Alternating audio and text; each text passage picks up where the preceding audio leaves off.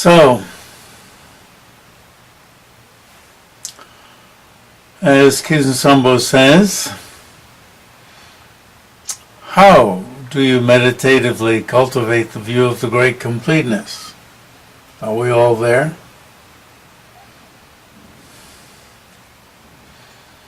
That is a question with many meanings. Initially, the student performs the preliminary practices, which are the note refers one. There are many texts available. This is Khetsun Sangpo's condensation and expansion in many ways of the typical text, the Gunsan Lame Shelung, which I translate as the sacred word of Lama Gunsan. The words of my perfect teacher, right? Another translation. His own commentary.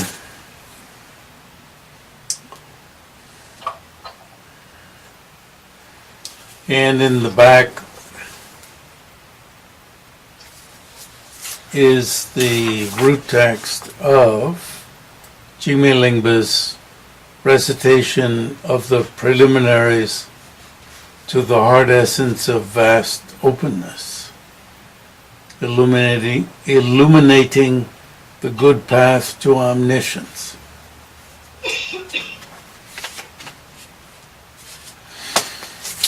Okay. We had a lot of fun doing that back in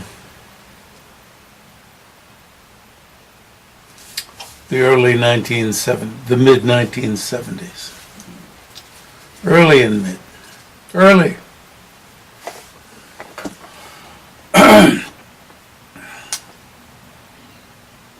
So, in the second evolution of the Tibet House, of the first Tibet House in America, the second one being on 14th Street in Charlottesville, we practiced the preliminary practices, not in the full numbers that are usually done, but we practice them. And then in the actual phase of investigation, there are many uncommon techniques. Losing my voice. For identifying intrinsic mind. Now this has come up many times.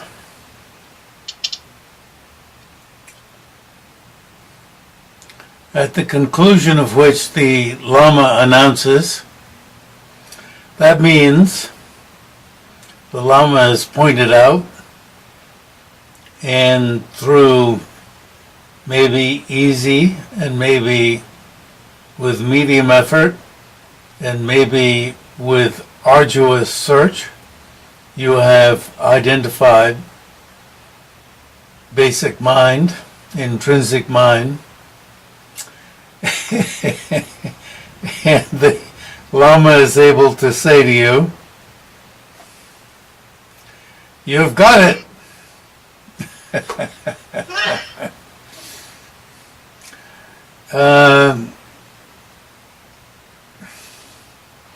Snowline sends around advertisements for books. I imagine you get them. And a few weeks ago, they were advertising a book. And in the advertisement, the author, the quote was, "Go out in the forest and look for your mind under stones."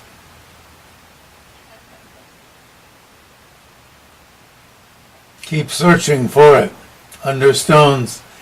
And oh, I so enjoyed that. You know, look for it everywhere. Look for it in the garbage can, under the garbage can, in the fridge, underneath the stove. It was really great. Look for it everywhere. That was really wonderful. That means you really got to get into it. So the last of my three choices there was, it might be easy, it might be done with medium effort, and it might be arduous.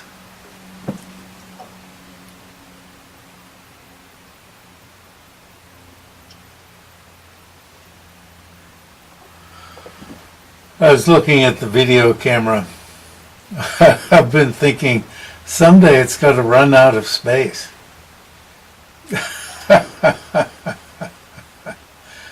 So I think we could say I was looking for my mind in the video camera. I think I see it. I think I see my mind. It's now saying capture. What does capture mean? I don't know what that means. I've never seen that. I think it's about time I emptied out some of the old stuff. We've got enough copies of it here and there.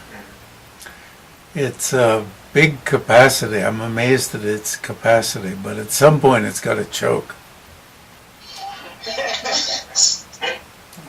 You know, it's got to start going. How much of this guy can we take?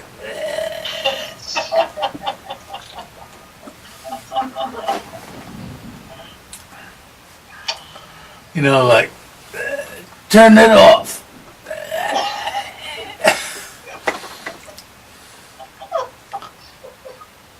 How many more times is he going to talk about trying to find your own mind?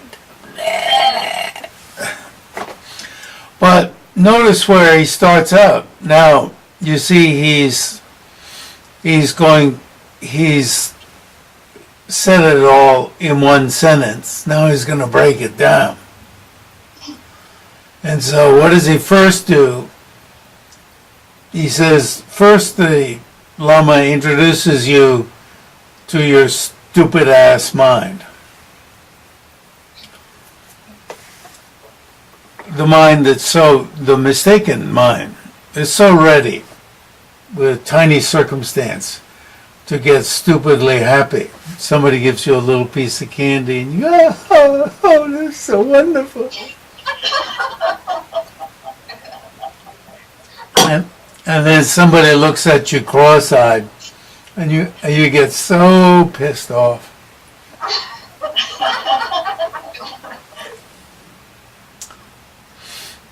So, changing this way and that. This is mistaken mind, the maker of cyclic existence.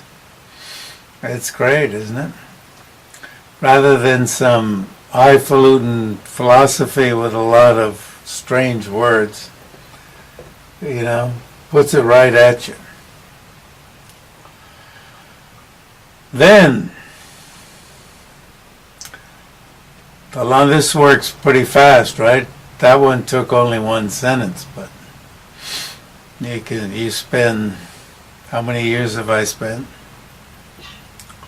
50 years, whatever.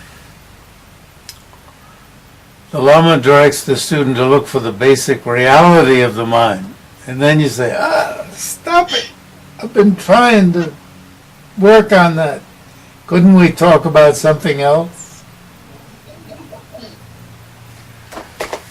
What do those words mean? The noumenal mind. The word noumenal again. Yeah, you already said opposite of phenomena, noumena, churn, churny, Dharmata, to find out what it is like. That's it, right? That's the crux of it. If the student cannot get a hold of it, oh yeah. The Lama directs the student to search for the mind itself from the crown of the head to the soles of the feet. And just today, we added in under rocks. Going out digging in the yard looking for the mind. I thought it was a great comment. Wow. Spending years looking under rocks for your mind. Investigating from where it initially arises, right? Jung. Then in between where it resides, ne. And finally where it ceases. And then you say, didn't he already bring this up earlier? You see? This is the kindness of the Lama to say it again. Seeking its production, abiding, and ceasing. Using different vocabulary, you see. It's coming and going.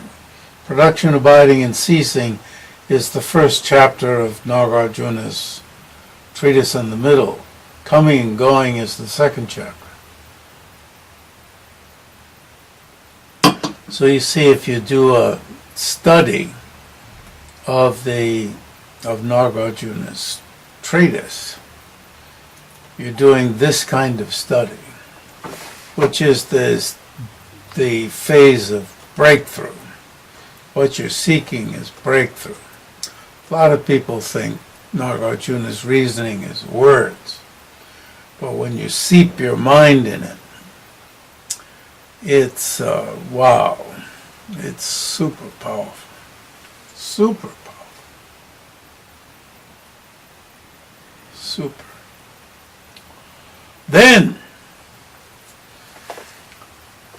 the Lama introduces the student to the noumenon of the mind as empty. What does that mean? Devoid of production, abiding and ceasing, coming and going. You know, somebody stumbles into your room at night. How could anything be empty of coming and going? You came into my room in the middle of the night, woke me up. Fuck you. But this emptiness is not like an empty vessel. Just sort of empty of something. Lacking something, some sort of dead emptiness, right? Often in Zen, Chan, rail against some sort of dead emptiness. Rather,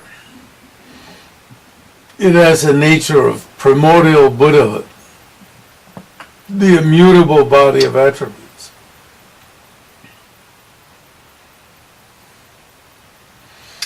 I did a search this morning in Tibetan. I realized I'd just done a search in English because I haven't translated all of this book. I did a search in Tibetan for the term other emptiness in this analysis of fundamental mind for other emptiness, Shindong. Doesn't exist in this book. But this emptiness is not like an empty vessel, blah, blah, blah.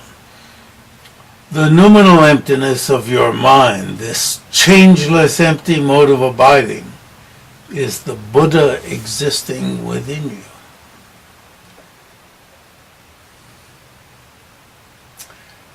So now he says, this is it. You see, when the Lama introduces you, and if you get it, this is it. You see, introduces, and if you identify it, this is it.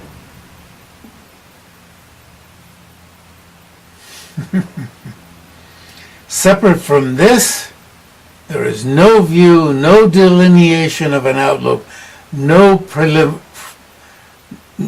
so there's no view. Other than this, you got it. There's no outlook to be delineated other than this. And there are no proliferations to be eliminated, because you've eliminated them. Oops. Did you disappear for a moment? You froze. Yeah, I did too quick in elimination of the proliferation to be eliminated. You see, you've understood. I am to be eliminated. Get rid of Jeffrey. When you recognize the empty mode of abiding of your own mind, this right now is the final view allowing Buddhification. Wow, it's beautiful.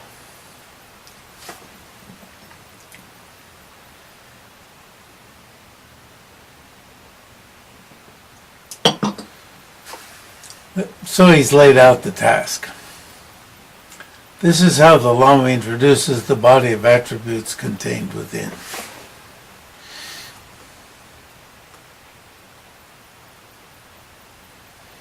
Through this, you yourself come to a conclusion regarding the view. Oh, Lada.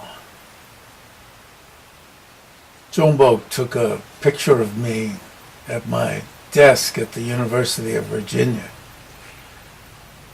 That building has been completely remodeled. When they remodeled it, they removed our department from the building. Put another department in it. And behind me is Ladawa.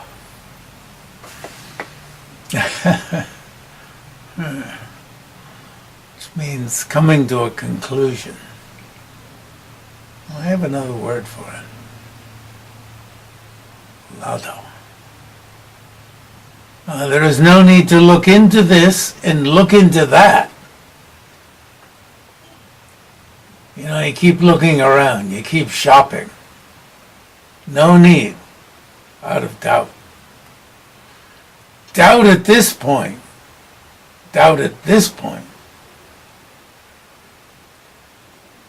is poison. Because you see, you've got it with respect to the view. How can you have doubt if you've realized emptiness directly? Well, you see, if you keep looking, when you've gotten this, then you're making a mess out of... You see, well, he goes on to talk about whether you've realized it directly or whether it's not quite the path of seeing. But when you have scraped down to this level,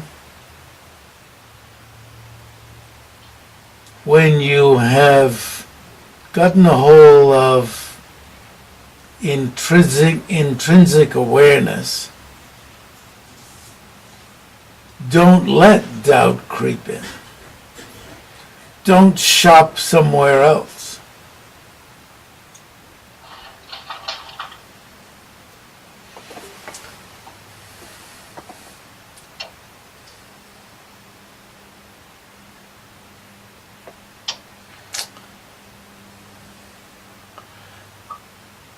It makes the view of the great completeness, the view of reality, impossible if you let doubt creep in.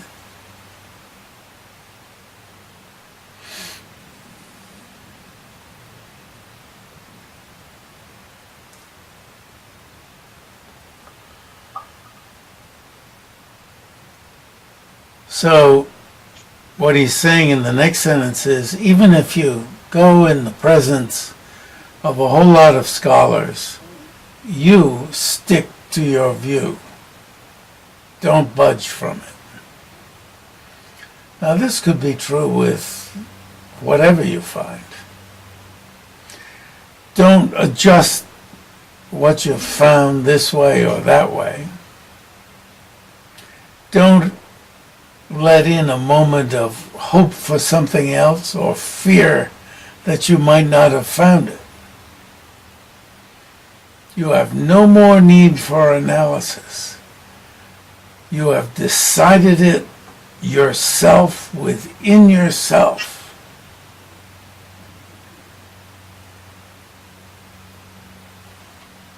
So he's saying, be decisive. So now you might say, how do you know you should be decisive at this point? So you see, hope and fear have set in.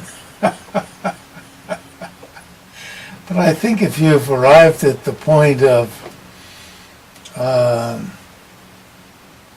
metaphoric clear light, if you have,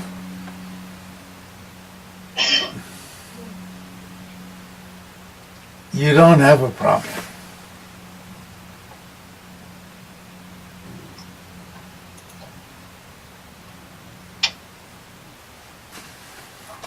Really. You will not have a doubt. Or you won't have a doubt about that. you won't have a doubt. You won't. So he here is speaking about something before that. No, no. Oh, I see what you mean. Yeah. Well, he's saying in the next sentence, when you have come to such conclusiveness about the view and eliminated proliferations, this is the actual metaphoric pristine wisdom. So this is the metaphoric clear light.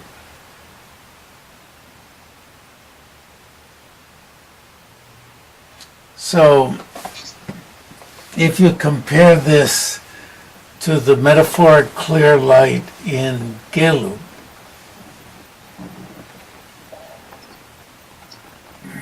I don't think you would have a doubt.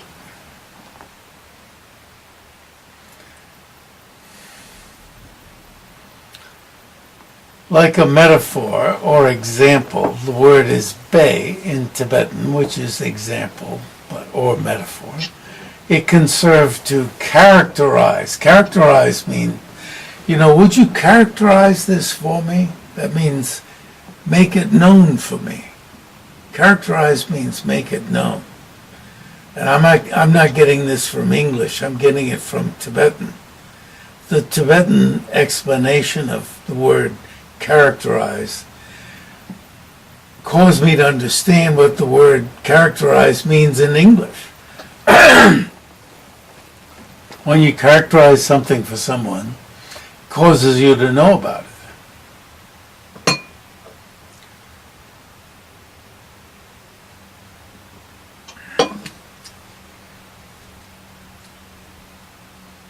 So then a moon in calm water looks just like the moon.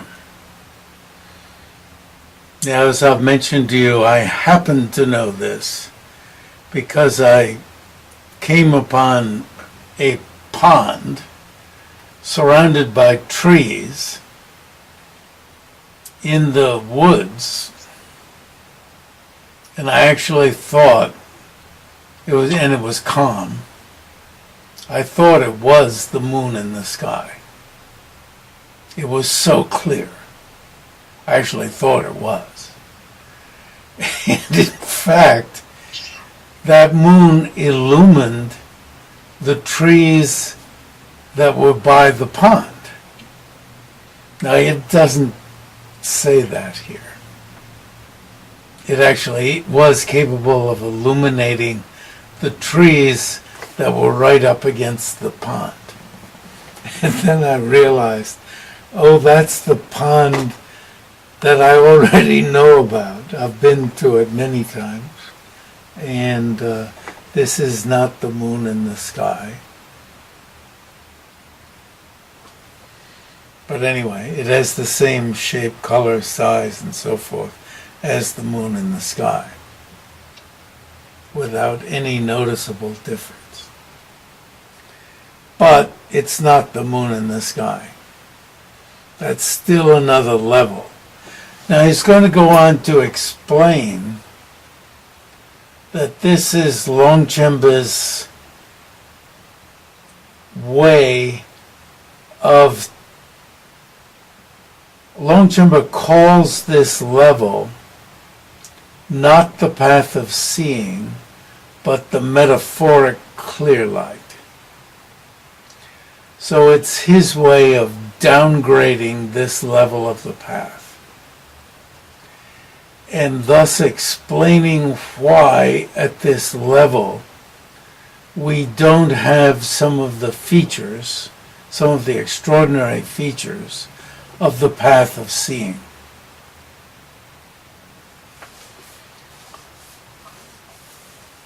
And so Mipam Gyatsho says, even some great holy beings, even many holy beings, I put the word even before many in the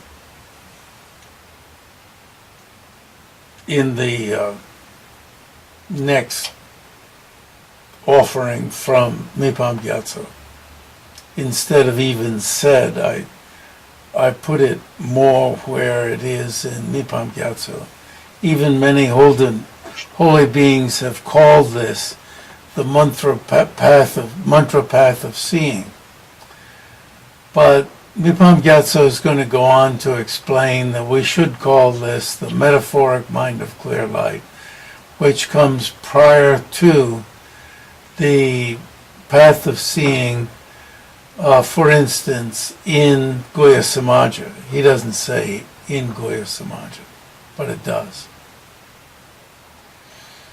And so it's clear that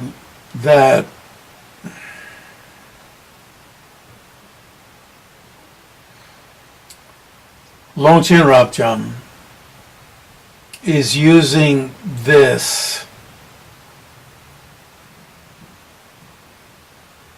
terminology to downgrade this level just slightly in order to explain why people who get to this extraordinary level don't have the further special features of the path of seeing. The explanation is that on this level, as extraordinary as it is, we still have the shell of the body.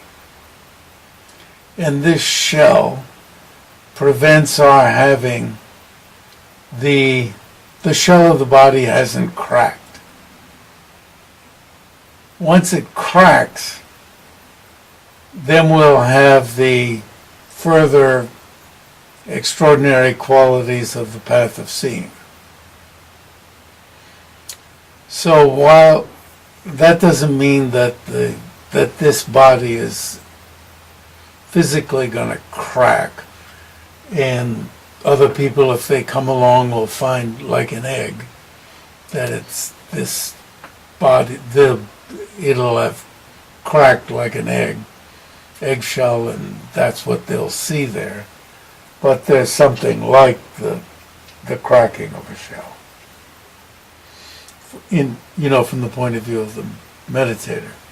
I don't know if that means the meditator will experience something like a cracking. I cannot speak to that. Although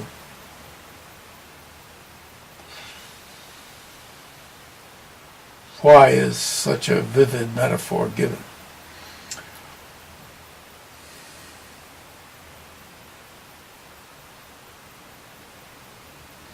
So this level of the metaphoric mind of clear light, they're calling direct perception. In Gelug, it's still not called direct perception. It's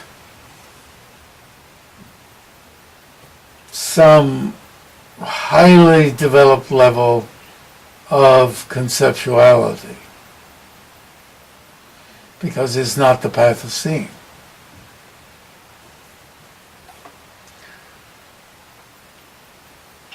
But of course, that's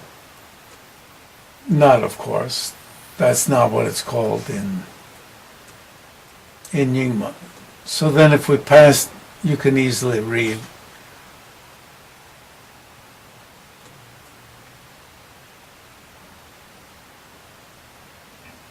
Well, I don't know. It says in the end, actualize it in direct perception. What does direct perception mean? Does it mean path of seeing? If the metaphoric clear light is not direct perception, I take it as the metaphoric clear light in Nyingma is direct perception, but you still have the shell of the body. I read it that way. But it's the kind of passage that one has to read again and again to get the clues. So then, what happens at the path of seeing that's different? Khetsun Sangpo adds, in the path of seeing, one attains 12 sets of 100 attributes. This is standard. If you read Betsy's, Grounds and Paths, Sutra Grounds and Paths. In a moment you can see 100 Buddhas. In an instant. Receive the blessings of 100 Buddhas. Go to 100 Buddha lands. Illuminate 100 lands. Vibrate 100 worldly realms. Live for 100 aeons. You can see with true wisdom the past and future of 100 aeons. Enter into and rise from 100 meditative stabilizations. Enter into and rise, not rising.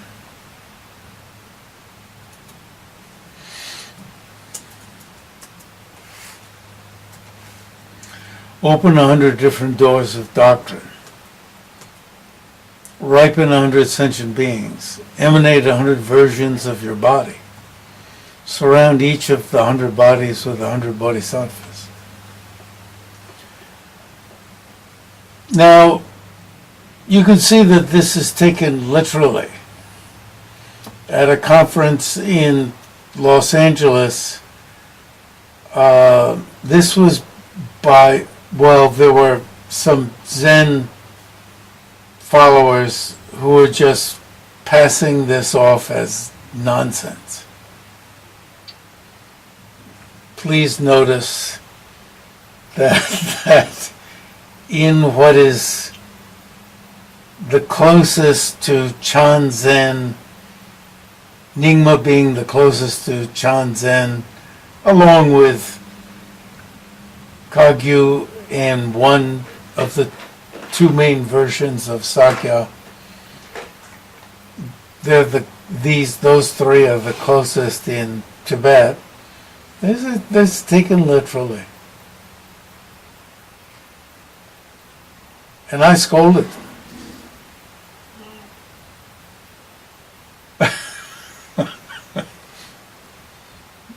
I forget how I did.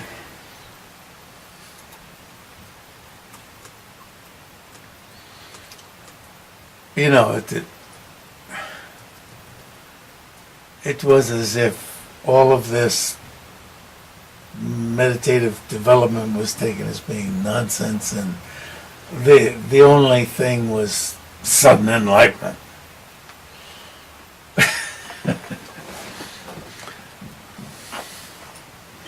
I was speaking directly to the more or less there were two overlords of this scholars group who were criticizing everything. That's the question. So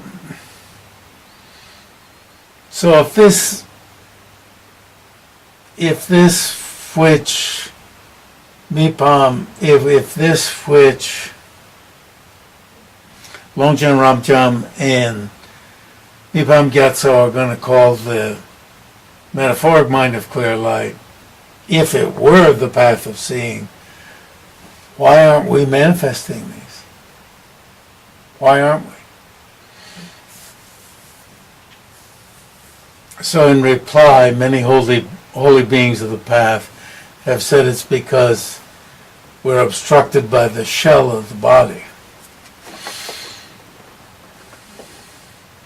The mind is trapped by the shell of consciousness, and consciousness is trapped by the shell of the body. Very interesting. It's interesting that this excuse is given. You could just say, oh, that's sutra. That's, in other words, to say, if you put it more bluntly, that's the garbage of sutra. That's what, what was being said in that conference. That's the malarkey, the scholars' malarkey, where we dispense with that stuff. And we go to enlightenment directly, where you just plain don't have this comic books extra stuff. So this extraordinary magic, you might say is not there. Or is it? And they just don't know about it. I don't know.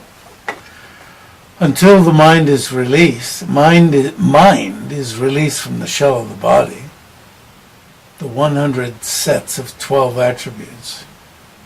See, it's 100 on the first ground, and I think, is it 1,000? And then it goes exponentially up. Once it goes up, it will go up exponentially, of course. It is said that for someone who has manifested metaphoric, pristine wisdom, when the mind is cast aside the shell of the body and has emerged, the 100 sets instantaneously and spontaneously manifest themselves. This is a whole, the richness of the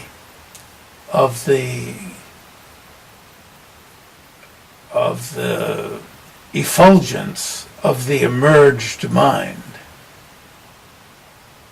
of the mind of intrinsic awareness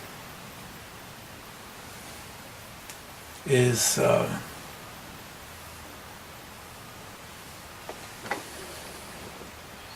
fantastic compared to the plodding usual mind. It's interesting, I'm avoiding ordinary because the intrinsic mind is called ordinary mind,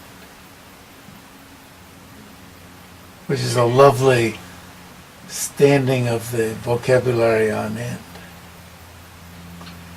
Because when it's manifested, it then is ordinary.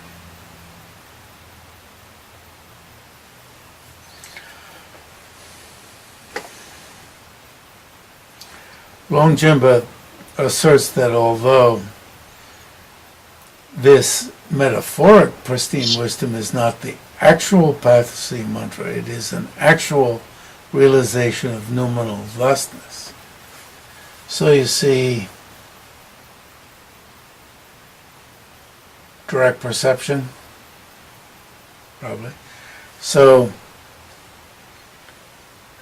and since an actual realization of noumenal thusness, it is an actual, and since path of seeing must have the 12 sets, although this the metaphoric, is self-cognizing. Oops, here we have it, direct perception. You see, I forgot. It is metaphoric pristine wisdom.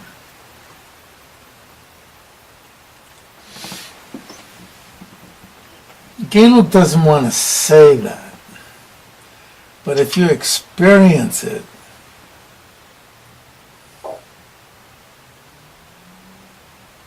yeah. He asserts that the actual exemplified pristine wisdom, the actual pristine wisdom is the path of seeing, like actually seeing the moon. Exemplified means that which the example exemplifies. You follow? The meaning, the example and the meaning. The exemplified is the meaning. It's called the actual or the meaning pristine wisdom. Like actually seeing the moon.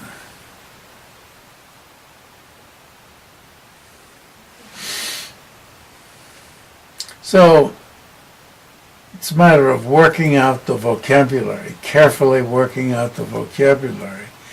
And it's the beautiful thing that Mipam Gyatsho has done. I've been told that my colleague at Virginia,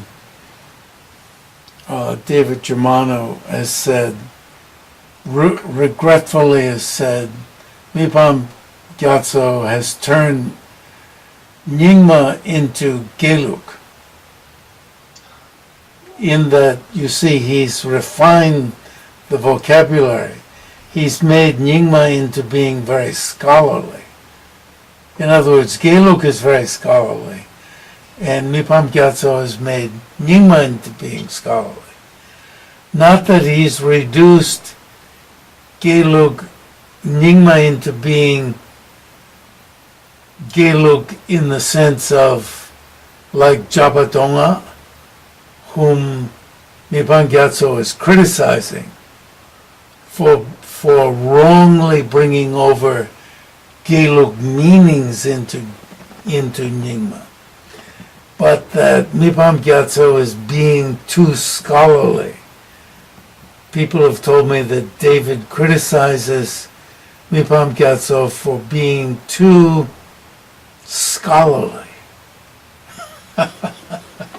He wants him to be more loose, use vocabulary more loosely. But, you know, this is really lovely that Mipam Gyatsho is, you know, making fine distinctions within the vocabulary so that we can think about it, think about Nyingma assertions more clearly. And indeed, he's finding his sources in the be-all and end-all of Nyingma scholars, Longchenpa.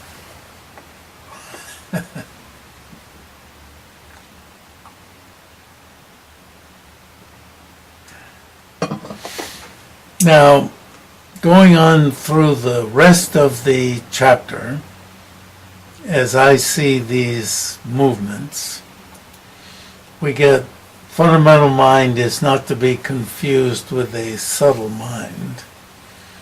And as I remember, that's how I title, pretty much, the fourth. We're in the third chapter, aren't we? That shows how confused I am. I believe we're in the third chapter. And that's how, I think, pretty much how I title the fourth chapter.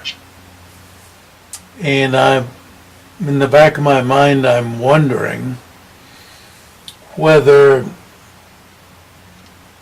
since Mipam raises many important topics down through the rest of this translation, if we'll be able to read somewhat quickly, maybe not,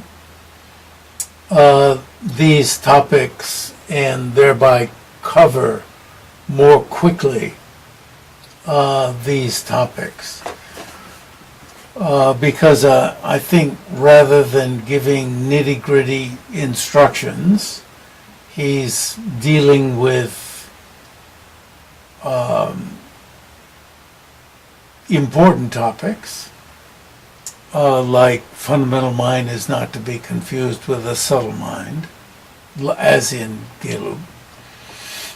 I think we may be able to read a bit more quickly than we have, but of course the aim is not speed, the aim is comprehension.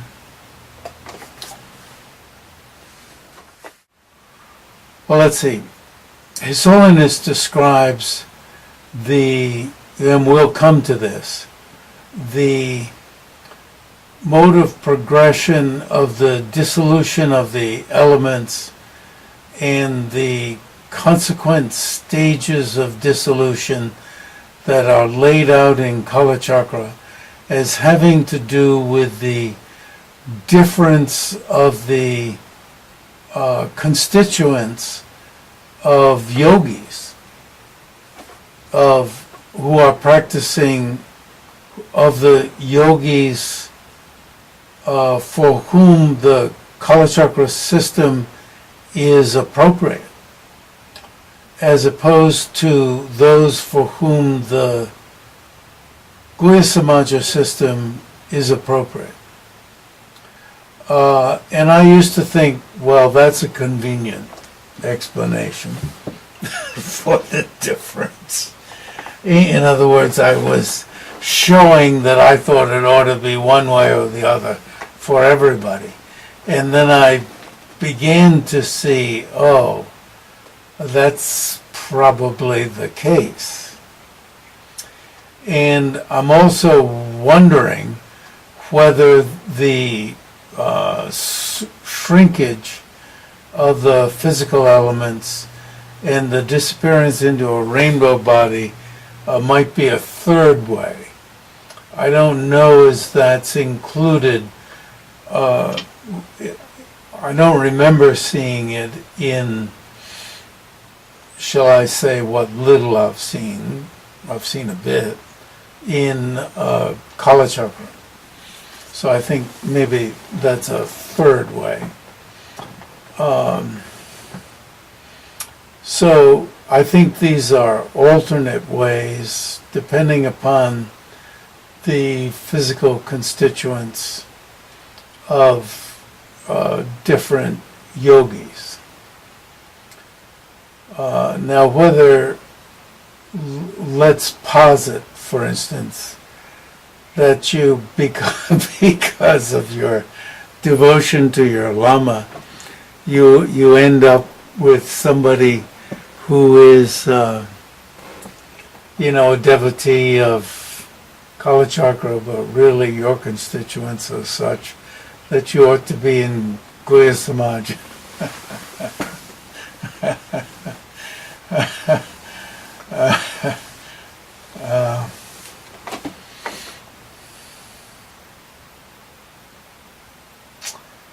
Too bad for you.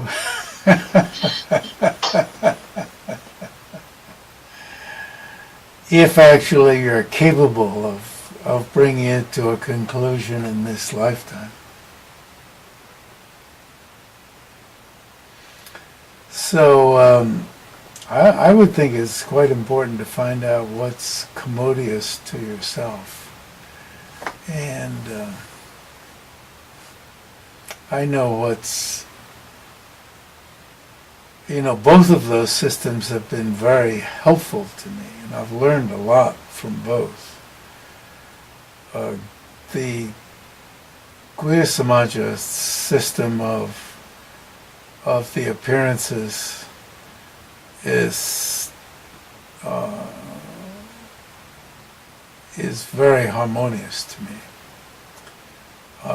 But there are a lot of teachings within Kala Chakra, a number of teachings within Kala Chakra that have been very helpful to me. So knowing something about both has been very advantageous to me, if I may speak personally. Not that I don't frequently. So that goes beyond right and wrong in general, and goes to what's more appropriate, and even one can say right and wrong for a particular person. His Holiness speaks to this, and even uses the words right and wrong with respect to schools of tenets for a particular person.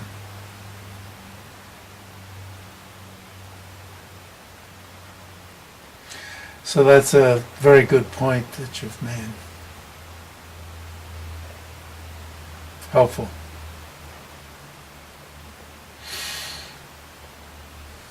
For instance, in Kala Chakra, I speak about the storing of predispositions at various places in the body.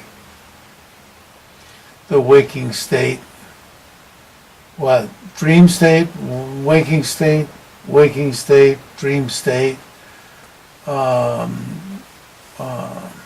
I forget, waking state, sleep state down lower, and so forth. And that if you concentrate at these various areas, those predispositions will be, let us say, provoked. And you'll have different experiences depending on where you're concentrating in your body. And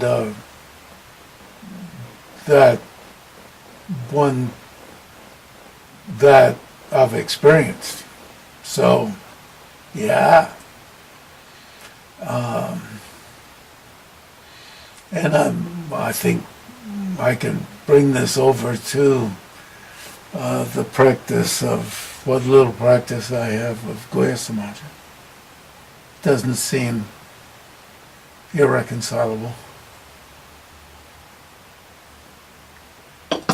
But the order of the appearances in Kala Chakra, which we'll see below, and that's why I want to get on to some of these teachings in this text and not get too bogged down in trying to get every word of every sentence if each sentence is somewhat repetitive and so forth. He deals with the empty dongsu, empty forms later on. Very interesting section.